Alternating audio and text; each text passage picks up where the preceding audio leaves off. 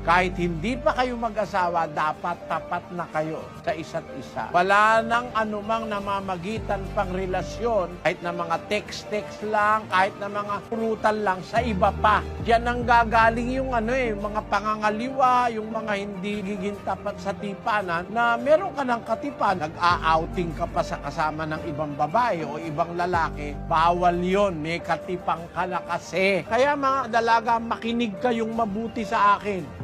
Pag nakakita kayo ng isang lalaki, nanliligaw sabay-sabay, 2, 3, kahit na mahal mo, kahit yan ang pinakapogi sa lahat, huwag ka nang tumuloy.